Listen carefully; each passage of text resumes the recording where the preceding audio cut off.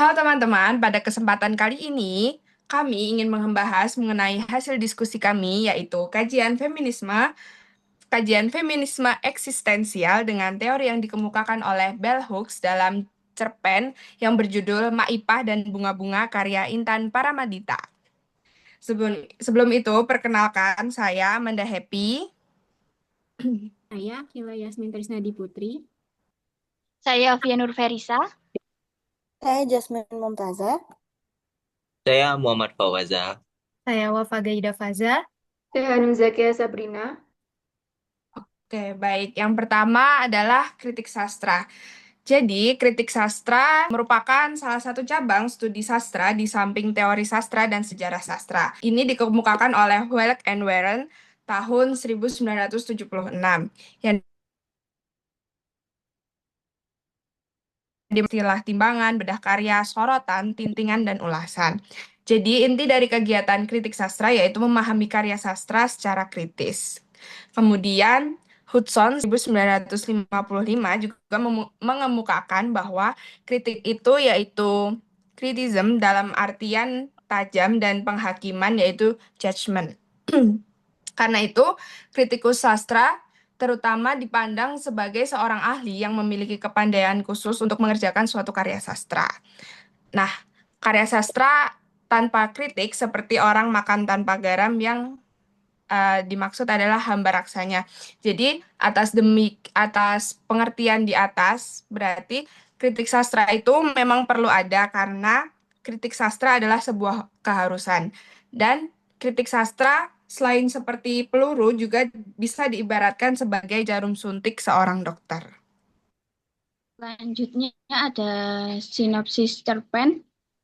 Cerpen ini berkisah tentang Marini, pengantin baru yang menikah dengan Farid dari kampung halaman Maipah. Marini merasa tidak nyaman dengan adat di kampung halaman suaminya yang menganggap masalah dapur dan memiliki anak sebagai kodrat perempuan. Saat membeli garam untuk acara mengunduh mantu, ia bertemu dengan Maipah, sosok wanita yang dianggap kurang waras di kampung halaman suaminya. Mereka mulai mengobrol dan menjadi akrab. Setelah acara ngunduh mantu selesai, Marini mengeluh pada Farid tentang beban kerja yang tidak adil selama acara itu, membuat Farid merasa bersalah. Marini juga bercerita tentang Maipah, lalu dari suaminya ia mengetahui kisah tragis putri Maipah. Saat Marini berkunjung lagi ke rumah Maipah, ia bertanya tentang kejadian itu. Maipah pada awalnya itu diam, namun ia kemudian bercerita tentang pemuda yang memperkosa dan membunuh putrinya. Pemuda itu ternyata sebelumnya pernah tinggal di rumahnya, sudah dianggap saudara jauh. Maipah menceritakan kecurigaan yang sebenarnya telah ia rasakan pada pemuda itu dan pertengkarannya dengan pemuda itu karena uang untuk judi.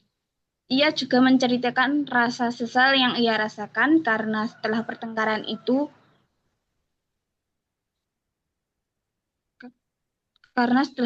dendam akibat penolakannya itulah yang menyebabkan putrinya celaka.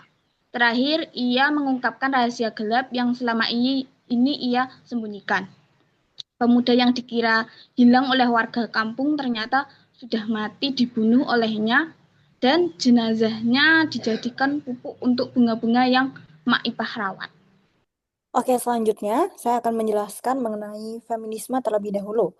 Feminisme merupakan kesadaran dan gerakan yang muncul sebagai respon terhadap ketidakadilan gender yang dialami oleh perempuan, baik dalam ranah keluarga maupun masyarakat luas. Secara umum, feminisme merupakan teori dan perjuangan yang membahas masalah kesetaraan hak antara laki-laki dan perempuan di berbagai bidang kehidupan. Ketimpangan gender seringkali menyebabkan perempuan mengalami subordinasi serta peran yang tidak adil, sehingga feminisme hadir untuk mengakhiri dominasi laki-laki dengan merombak struktur budaya, hukum, dan norma yang menempatkan perempuan sebagai pihak yang terpinggirkan dan kurang dihargai. Tujuan utama feminisme adalah untuk menciptakan keseimbangan hubungan serta interaksi antara gender, menghapus diskriminasi, dan marginalisasi dalam bidang politik, ekonomi, dan sosial. Jadi, secara lebih luas, feminisme adalah gerakan sosial dan politik yang menolak segala bentuk penindasan, marginalisasi, dan subordinasi perempuan dalam kerangka budaya dominan yang patriarkal. Kajian feminisme tidak hanya fokus pada ketimpangan hak, tapi juga berupaya menjadi intervensi politik yang mengubah hubungan kekuasaan antara laki-laki dan perempuan yang selama ini timpang. Dengan demikian, feminisme berfungsi sebagai jembatan untuk mewujudkan persamaan hak yang sejati antara perempuan dan laki-laki dalam semua aspek kehidupan. Selanjutnya membahas tentang feminisme eksistensial, di mana feminisme eksistensial adalah salah satu gerakan feminisme yang berakar pada prinsip filsafat eksistensialisme, yang mana mengaitkan feminisme dengan eksistensialisme, bahwa manusia bebas menentukan makna hidupnya. Namun, seringkali perempuan tidak diberi kebebasan tersebut karena dibatasi norma patriarki. Nah, fokus feminisme eksistensial ini adalah bagaimana perempuan mengalami penindasan melalui konstruksi sosial yang membentuk identitas dan peran gender. Bell Hooks berpendapat bahwa perempuan dalam kelompok kelas bawah dan miskin, terutama mereka yang non-kulit putih, tidak akan mendefinisikan pembebasan perempuan sebagai perempuan yang mendapatkan kesetaraan sosial dengan laki-laki, karena mereka terus diingatkan dalam kehidupan sehari-hari mereka bahwa semua perempuan tidak berbagi status sosial yang sama. Bell Hooks juga menantang kaum feminis untuk mempertimbangkan hubungan gender dengan ras, kelas, dan jenis kelamin. Karena menurutnya penindasan bukan hanya dari gender saja, tetapi juga dari ras, kelas, dan lainnya. Nah, konsep tersebut kemudian dikenal sebagai interseksionalitas. Ya, yang pembahasan yang pertama adalah bentuk marginalisasi terhadap perempuan. Pada bagian ini, kami menganalisis tokoh Maipah melalui perspektif feminisme Bell Hooks tentang perempuan di pinggiran, margin. Maipah dianggap gila dan disisihkan karena perilakunya yang tidak sesuai norma masyarakat. Padahal tindakannya merawat bunga adalah bentuk ekspresi trauma dan penolakan terhadap kekuasaan patriarki. Mengacu pada Hooks, feminisme adalah perjuangan menghapus penindasan gender ideologi dominasi. Dalam cerpen tersebut, dominasi tampak melalui kekerasan laki-laki dan penolakan sosial terhadap perempuan yang disebut korban. Dengan merawat bunga, Maipa menolak definisi masyarakat tentang dirinya yang menciptakan makna baru atas eksistensinya. Cerpen ini bukan hanya kisah penderitaan, tapi juga simbol resistensi perempuan marginal yang memilih untuk tetap hidup, berbicara, melawan dalam keterasingannya. Pembahasan selanjutnya yaitu makna simbolik bunga. Salah satu elemen yang menarik dalam cerpen ini adalah penggunaan bunga sebagai alat kritik terhadap sistem patriarki. Tidak hanya sebagai hiasan, tetapi memiliki makna dalam konteks kehidupan perempuan. Perempuan dilambangkan seperti bunga yang kerap diperlakukan sebagai objek yang indah dan dapat dinikmati.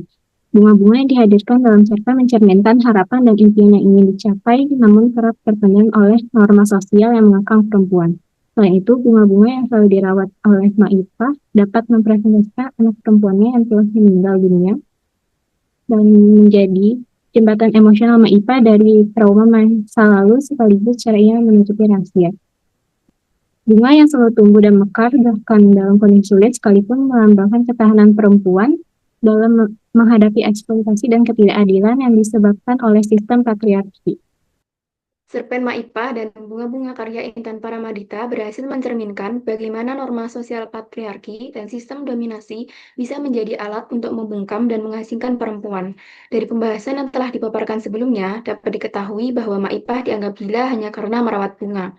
Padahal bunga-bunga itu adalah bentuk perlawanan, simbol pengharapan, dan cara perempuan marginal mengekspresikan trauma dan menolak penindasan.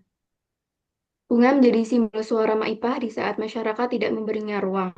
Meskipun dianggap tidak penting, tindakan ini justru sangat bermakna sebagai bentuk perlawanan dari perempuan yang dibungkam. Cerpen ini adalah kritik tajam terhadap sistem sosial yang tidak adil dan menjadi pengingat akan pentingnya mendengar suara perempuan yang terpinggirkan. Baik, sekian dari presentasi kelompok 5. Terima kasih.